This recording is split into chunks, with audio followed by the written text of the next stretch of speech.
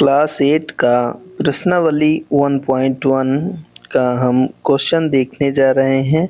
First question है, तो अभी तक आपने सभी नियमों को समझ लिया है और पहले क्वेश्चन में देखिए दिया हुआ है, निम्नलिखित प्रत्येक में गुणन के अंतर्गत उपयोग किए गए गुण का नाम बताइए। पहला क्वेश्चन दिया है तो हमें इसमें गुण को बताना, कौन सा गुणधर्म यानी कौन सी प्रॉपर्टी लग रही है। तो मैंने सभी गुणों को एक्सप्लेन पहले ही कर दिया है। अब आपको देखना है, जैसे ये -2/3 गुणे 3/5 प्लस 5/2 -3/5 गुणा 1/6। तो देखिए इसका हम सॉल्यूशन करते हैं। तो सॉल्यूशन में हम प्रॉपर्टी पहले समझते हैं। तो यहाँ -2/3 गुणा 3/5 है और फिर ये 5/2 प्लस में -3/5 गुणा 1/6। ध्यान से देखिए, ये जो 3/5 है ये दो जगह है। तो क्रम विनिमय नियम आपको हमने बताया था, यहाँ पे क्रम विनिमय नियम लग रहा है। तो पहले हम इसको लगा लेते हैं। जहाँ पे 3/5 यहाँ भी है, देखिए ये हमारा, और 3/5 एक यहाँ पे भी है, दो जगह है। तो ये दोनों जहाँ पे मैंने ये टिक कर लिया है, बी में हम क्या है 3/2, इसको हम क्या कर लेते हैं, या 3/5 है तो ये कॉमन लेंगे तो ये -2/3 बचेगा और साथ में यहाँ पे बचेगा प्लस में 1/6 और प्लस 5/2, ये अलग से जो रखा है उसे लिख लेंगे। अब हम यहाँ पे दोनों का एलसीएम देखते हैं तो 6 आ जाता है और ये 3 दूना 6, तो यहाँ पे 2 दूना 4 हो जाएगा और ये +1, ये 3/5 और यहाँ पे प्लस में 5/2, ये बचेगा -3/6 कोष्टक में, और ये 3/5 प्लस 5/2। अब देखिए जो टर्म कटेगी उसको हम कट कर लेते हैं और जो बचता है उसको हम एक साथ लिख लेते हैं। तो अब हम वितरकता के नियम से देखेंगे। तो वितरकता नियम भी मैंने आपको पहले वाले वीडियो में बताया है, उसको आप देख लीजिएगा। फर्स्ट जो 8 क्लास 8 का पहला वीडियोस है वो, उसको आप देख लीजिएगा। अगर नहीं देखे हैं तो ये चीज़ समझ में फिर नहीं आएगी आपको। अब देखिए यहाँ पे 3/5 है और फिर -3/6 है और प्लस में 5/2, तो ये कट जाएगा, 3 दूना 6, तो यहाँ आ जाएगा -3/10 और प्लस 5/2। दोनों का एलसीएम ले लेंगे तो यहाँ ये 10 आ जाएगा और ये -3 और 2 पंचे 10, तो ये 25 आ जाएगा। ठीक, 2 का भाग हम इस 10 से कर लेंगे तो यहाँ पे 25 आ जाएगा, है ना। तो ये 25 में ये 3 क्या होगा, घट जाएगा, तो ये कितना आ जाएगा 22 यहाँ पर 10 आ जाएगा। इसको काट भी सकते हैं हम आगे। तो देखिए यहाँ से अगर हम चेंज कर लेते हैं, ये वितरकता नियम से अगर हम करेंगे 3/5 ये बाहर लेंगे तो यहाँ ये 4 + 1 5/6 होगा और ये -3/5 होगा, प्लस 5/2, ये कट जाएगा, 5 से 5 कट जाएगा और 3 दूना 6 भी आ जाएगा। यहाँ पे अगर आगे काटेंगे तो ये 5/2 और यहाँ पे हम दोनों कैल्शियम लेंगे तो ये सॉरी यहाँ पे 6 आ जाएगा। अब 6 का हम डिवाइड करेंगे तो यहाँ -3 आएगा, प्लस 2 का डिवाइड करेंगे तो 2 तिहाई 6, तो 5 तिहाई 15 आ जाएगा और 15 में 3 घट जाएगा, तो ये 12/6, 6 दूना 12, तो 2 इसका क्या आ जाएगा, आंसर आ जाएगा। तो यही हमारा फाइनल आंसर होगा। अब आइए हम क्वेश्चन नंबर इसी का सेकंड में हम देखते हैं कि ये दिया है 2/5 गुणे -3/7 -1/6 गुणे 3/2 प्लस 1/14 गुणे 2/5। इस क्वेश्चन को हम लगाते हैं। तो देखिए सबसे पहले आप उस भाग को देखिए जहाँ पर दो चीज़ें एक जैसी कॉमन आपको मिल रही है। 2/5 देखिए क्वेश्चन में है और यहाँ भी 2/5 है। तो हम दोनों जगह से क्या करते हैं, यहाँ पे ये क्रम विनिमय नियम को लगाते हैं और क्रम विनिमय नियम से इसको हम क्या कर लेते हैं, अलग कर लेते हैं। तो ये -3/7 प्लस 1/14 और फिर ये दोनों एक साथ हो जाएंगे। यहाँ आ जाएगा ये -1/6 गुणे 3/2। अब इसको हम काट भी सकते हैं। तो यहाँ आ जाएगा माइनस में 1/4 और इन दोनों का एलसीएम कोष्टक के अंदर वाली चीज़ों को हम सॉल्व करते हैं तो 2/5 और ये क्या होगा यहाँ पे 14 और फिर हम 7 का भाग देंगे और फिर 14 का भाग देंगे। तो 7 दूना 14, 3 दूना माइनस में 6 आ जाएगा और प्लस यहाँ पे आ जाएगा 14 एकम 14, तो यहाँ पर प्लस में 1 आ जाएगा और फिर यहाँ ये -1 क्या आ जाएगा 4 आ जाएगा। फिर इसके बाद -6 में ये घटेगा तो ये -5/14 आ जाएगा और -1/4 इसको हम काट देंगे 5 5 से और 2 सत्ते ये 14, तो ये -1/7 आ जाएगा और -1/4 आ जाएगा। अब देखिए इन दोनों को हम आगे भी सॉल्व करेंगे तो यहाँ पर दोनों कैल्शियम ये 28 आ जाएगा। तो यहाँ पे हम पहले एलसीएम को ही लिख लेते हैं। ये 28 फिर से गड़बड़ हो रहा है, 7 चौक 28 आएगा। तो यहाँ 28 करेंगे 2 और 8 होगा। फिर यहाँ हम 7 का भाग करेंगे, 7 चौक 28, तो ऊपर 4 का गुणा होगा तो माइनस में 4 आ जाएगा।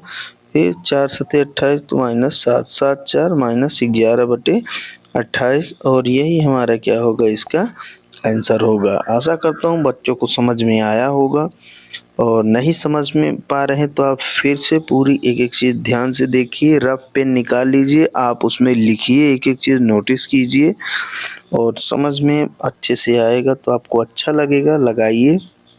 चलिए अब हम नेक्स्ट क्वेश्चन की तरफ चलते हैं। क्वेश्चन नंबर 2 है, निम्नलिखित में से प्रत्येक का योज्य प्रतिलोम। तो देखिए मैं आपको पहले ये समझा दिया कि योज्य प्रतिलोम क्या होता है, फिर भी रिमाइंडर के लिए आपको मैं ध्यान दिला देता हूँ। योज्य प्रतिलोम वो संख्या होगी जिसका योगफल उस संख्या में करने पर दोनों का योगफल 0 हो जाए, उसे हम योज्य प्रतिलोम कहते हैं। तो यहाँ पहला है 2/8, दूसरा है -5/9 और तीसरा है यहाँ पे -6/-5 और चौथा है यहाँ पर 2/-9 और पाँचवा है 19/-6। तो इनका हमें योज्य प्रतिलोम देखना है। तो केवल चिन्हों को बदलकर दोनों चिन्हों को भर बदल दीजिए तो वह उसका योज्य प्रतिलोम हमें निकल आएगा। तो इसका हम सॉल्यूशन देखते हैं। तो पहला है 2/8, तो इसका योज्य प्रतिलोम हो जाएगा 8/2, वो भी माइनस में, क्योंकि योज्य प्रतिलोम वो संख्या होगी जिसका दोनों का योगफल करने पर 0 आ जाए। तो योज्य प्रतिलोम हमारा कितना हो जाएगा, यहाँ पर माइनस में 2/8 हो जाएगा और होगा या फिर इसे हम a plus minus of a equal to 0 सीधा सीधा ये रखें तो 2/8 प्लस माइनस 2/8 इक्वल टू ये पूरा कट के 0 आ रहा है। पूरा कट के 0 आ जाएगा तो पहली संख्या का दूसरा वाला योज्य प्रतिलोम कहलाएगा। चलिए दूसरा क्वेश्चन देखें। -5/9 है तो दूसरे क्वेश्चन में -5/9 तो इसका योज्य प्रतिलोम प्लस में आ जाएगा, 5/9 आ जाएगा क्योंकि दोनों का योगफल करने पर 0 होगा। तो इसका योज्य प्रतिलोम क्या आ जाएगा, प्लस में 5/9 होगा। तो बच्चे लोग ध्यान देंगे, योज्य प्रतिलोम संख्या वही होगी, केवल चिन्ह भर बदल देते हैं तो ये माइनस प्लस दोनों कट के 0 हो जाएंगे। चलिए नेक्स्ट क्वेश्चन, -6/-5 तो माइनस माइनस पहले काट लीजिए तो ये केवल प्लस में हो जाएगा। योज्य प्रतिलोम, तो इसका योज्य प्रतिलोम जब हम निकालेंगे तो माइनस में 6/5 होगा। क्यों? क्योंकि दोनों का योगफल 0 होना चाहिए। यहाँ माइनस लगेगा, ये माइनस लगा दिया हमने तो 6/5 प्लस माइनस 6/5 इक्वल टू 0 होगा। अब चलिए नेक्स्ट क्वेश्चन की तरफ चलते हैं। चौथा नंबर, तो चौथे नंबर में हमारा दिया है 2/-9 का योज्य प्रतिलोम प्लस में हो जाएगा 2/9, माइनस में है तो ये हो जाएगा प्लस में 2/9 और इन दोनों को हम जोड़ देंगे तो ये क्या होगा, 0 हो जाएगा। अतः यह इसका योज्य प्रतिलोम कहलाएगा। और 5वां नंबर अब हम देखते हैं तो 5वां में दिया है 19/-6 का योज्य प्रतिलोम, ये हो जाएगा 19/6 जो कि प्लस में होगा और दोनों का योगफल हम यहाँ पे करेंगे, ये 19/6 प्लस में होगा और दोनों का योगफल हम करेंगे तो क्या हो जाएगा, ये माइनस में 19/6 प्लस 19/6 इक्वल टू 0 होगा।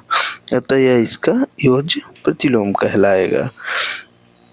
तो बच्चों आप योज्य प्रतिलोम अच्छे से समझ में आ गया होगा इन ये सब चीज़ें, और योज्य प्रतिलोम बहुत ही सरल है। अब है नेक्स्ट क्वेश्चन कि सत्यापित कीजिए माइनस फिर -x इक्वल टू x। तो पहला दिया है 11/13 है, 11/13 को हमें यहाँ पे x की जगह में रखना है और दोनों साइड अगर बराबर आ गए तो सत्य है और नहीं तो असत्य होगा। तो -11/13 इक्वल टू इधर भी रख देंगे तो ये देखिए माइनस माइनस का गुणा होगा तो ये प्लस क्या आ जाएगा, 11/13। हमारा जो लेफ्ट हैंड साइड है वो 11/13 आ चुका है।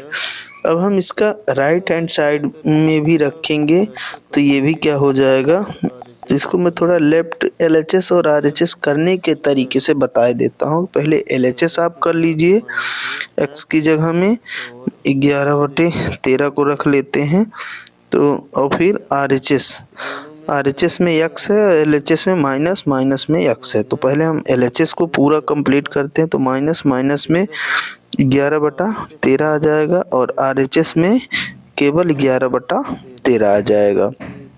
अब यहाँ पर माइनस और माइनस का गुणा होगा तो ये प्लस में आ जाएगा 11/13। तो LHS हमारा कितना हो जाएगा, 11/13 और RHS हमारा कितना आ जाएगा, ओनली 11/13।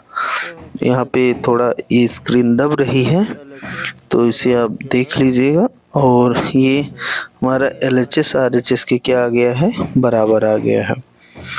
नेक्स्ट क्वेश्चन देखते हैं। तो सेकेंड नंबर, इसी का सेकेंड पार्ट दिया हुआ है, इसमें हमें फिर सत्यापित करना है। तो वैल्यू हमारी दी हुई है, पहले लिख लें माइनस माइनस में कोष्टक x equal to x equal to हमें इस बार रखना है माइनस में 13/17। तो दोनों साइड हम रखेंगे तो x का LHS माइनस माइनस में x और RHS हमारा ये कितना होगा, ये यहाँ पर x रखते हैं, पहले लेफ्ट साइड में मान रख लेते हैं तो माइनस और ये डबल माइनस हो जाएगा। ध्यान दीजिएगा क्योंकि ये एक माइनस पहले से ही लगा थी, माइनस माइनस प्लस हो जाएगा और यहाँ पर ये बाहर वाला माइनस गुणा होगा तो ये आ जाएगा माइनस में 13/17 और RHS हमारा कितना है, ये है ओनली x है तो ये x कितना आ जाएगा, ये आ जाएगा माइनस में 13/17। तो LHS और RHS दोनों बराबर हैं, अतः यह क्या हो गया है, ये सत्यापित हो गया है। तो यहाँ देखिए इसका जो सलूशन होगा पहला, तो पहला दिया है -13, तो -13 का गुणात्मक प्रतिलोम क्या होगा, ये आ जाएगा 1/-13, क्योंकि इन दोनों का गुणा करने पर ये कट जाएगा और ये हमेशा क्या आएगा 1, अर्थात इसका गुणात्मक प्रतिलोम ये क्या होगा, -13 का माइनस में 1/13 होगा। तो गुणात्मक प्रतिलोम वह राशि होती है जिसका गुणा करने पर, मतलब मुख्य राशि में उस राशि का गुणा करने पर वो हमेशा क्या आ जाए, 1 आ जाए।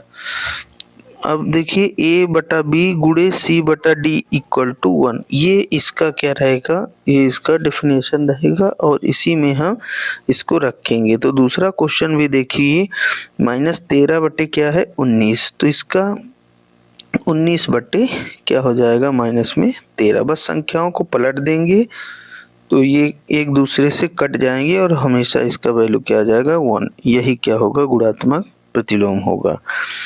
अब आइए अगले क्वेश्चन की तरफ हम चलते हैं। तो अगला क्वेश्चन में क्या दिया है, 1/5, फिर कोष्टक में इसको हम 5/1 कर देंगे तो इसका 1 आ जाएगा, तो यही इसका गुणात्मक प्रतिलोम होगा। अंश को हर में, हर को अंश में बदल देते हैं। अगला है चौथा नंबर, माइनस में 5/8, तो इसका हो जाएगा, अच्छा ये दोनों एक साथ में दिया है, -5/8 गुणे -3/7, तो पहले गुणा कर लें, 5×3 = 15 और 8×7 = 56। अब हम इसको का गुणात्मक प्रतिलोम क्या हो जाएगा, 56/15 हो जाएगा। पलट देते हैं संख्या को, बहुत सिंपल है।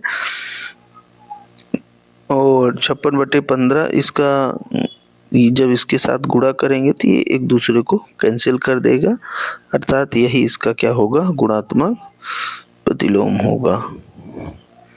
ठीक है, अब चलिए हम अगला देखते हैं। यहाँ पर ये वैल्यू 1 आ जाएगी। नेक्स्ट क्वेश्चन हमारे पास है 5वां नंबर, तो इसमें दिया हुआ है -1 गुणे -2/5, तो पहले हम गुणा करेंगे तो ये 2/5 आएगा, का गुणात्मक प्रतिलोम क्या हो जाएगा, 5/2।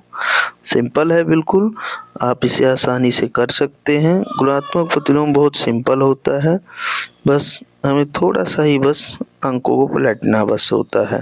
तो 2/5 गुणे 5/2, ये कट जाएगा तो ये आ जाएगा यहाँ पर 1। चलिए 5वां हो गया। फिर अब इसके बाद हम 6वां क्वेश्चन देखते हैं। तो अगला क्वेश्चन हमारा है -1 का गुणात्मक प्रतिलोम हमें निकालना है, तो इसका 1/-1 होगा, ये भी कट जाएगा तो बराबर क्या आ जाएगा, ये 1 आ जाएगा। तो हमारे ये पूरे क्वेश्चन समाप्त हो गए। अब हम 5वां नंबर क्वेश्चन पे बढ़ेंगे। तो निम्नलिखित में से प्रत्येक के गुणन के अंतर्गत उपयोग किए गए गुणधर्म गुण का नाम लिखिए। इसमें हमें केवल ये बताना है कि कौन सा गुणधर्म यहाँ पे लग रहा है, प्रॉपर्टी। तो देखिए ये 1 का गुणा इसके साथ हो रहा है, फिर पलट रहे हैं तो बराबर -4/5 आ रहा है। फिर इसमें भी देखते हैं कि 13/17 है, फिर है ना, ये A हो गया, ये B हो गया, तो यहाँ पर ये पलट रहा है, ये बी हो रहा है और ये ए हो रहा है। यहाँ देखिए अब दिमाग लगाइए, ये 19/29 है, ये 29/19 दोनों का ये 1 हो रहा है। तो अब आपको शायद कुछ समझ में आ गया होगा। तो इसके सलूशन की तरफ चलते हैं। तो देखिए 1 का गुणा हो रहा है इसमें दोनों साइड में, तो ये राशि चेंज नहीं हो रही है। तो हम क्या कह सकते हैं कि ये कौन सा है, ये है गुणात्मक तत्समक, गुणात्मक तत्समक है ना। तत्समक में क्या होता है कि हम 1 से गुणा करते हैं और इसके क्रम को बदलने पर कोई फर्क नहीं पड़ता है। फिर दूसरा हमारे पास क्वेश्चन है, तो इसमें देखिए a गुणे b बराबर b गुणे a, ये हमारा क्या है, क्रम विनिमेयता, क्रम को बदलना, जिसको हम क्रम विनिमेयता कहेंगे। तो क्रम विनिमय का नियम भी इसे बोलते हैं। और तीसरा है हमारा देखिए a बटा b गुणे b बटा a इक्वल टू 1, ये कट पिट के 1 आ रहा है, अर्थात ये क्या है, ये गुणात्मक प्रतिलोम है, क्योंकि दोनों को हम पलट रहे हैं, है ना, अंश और हर की संख्याओं को बदल देते हैं आपस में। तो इनका जब ये कट जाती है तो गुणनफल हमेशा 1 आता है, तो इसे हम गुणात्मक प्रतिलोम बोलेंगे। चलिए क्वेश्चन नंबर 6 के देखिए, 6/13 को -7/16 से गुणन कीजिए। तो 6/13 गुणा माइनस में 7/16 से हमें करना है। तो ये -7/16 के व्युत्क्रम से यहाँ पे, तो -7/16 का व्युत्क्रम क्या होगा, 16/7 हो जाएगा माइनस में। तो इससे हमें गुणा करना है। क्वेश्चन लगता है पूरा नहीं आया है, तो आप लोग देख लीजिएगा बुक में। तो ये हो जाएगा 6/13 गुणे 16/-7, हम गुणा कर लेंगे। तो 16 में हम 6 का पहले गुणा अंश में अंश का गुणा करना है, और यहाँ पर हम हर में हर का गुणा कर लेते हैं। तो ये सिंपल है, 6 गुणे 16 पहले लिख लेंगे और नीचे पूरा हो जाएगा 13 गुणे माइनस में 7। तो 16 गुणित 6 यह आ जाएगा 96, ये 96, और 13 गुणे 7 यह आ जाएगा 91। यही हमारा क्या होगा, आंसर होगा। सिंपल ही है क्वेश्चन इसके।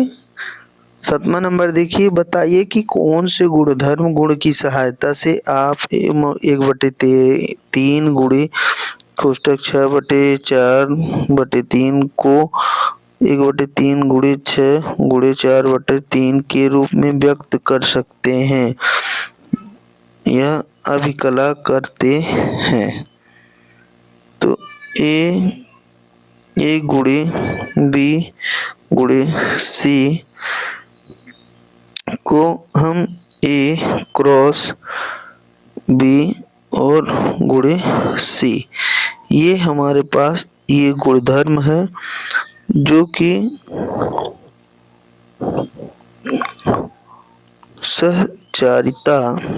सहचारिता के नियम के अंतर्गत आता है। तो यह सहचारिता का नियम है कि ए गुणे बी गुणे सी है।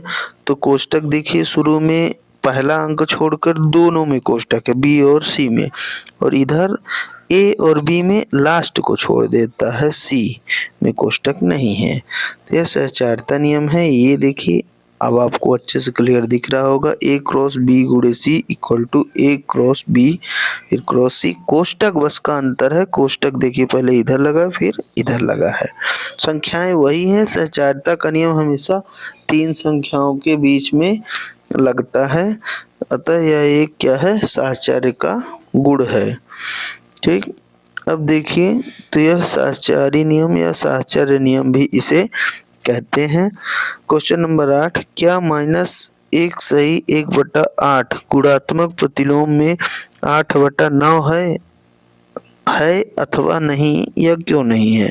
तो इसका गुणात्मक प्रतिलोम पहले देखिए, इसको हम -1 गुणे 8 + 1 बटा में 8 है, इसको अगर हम हल करते हैं तो -8 + 1 तो ये हो जाएगा 7/8 का गुणात्मक प्रतिलोम।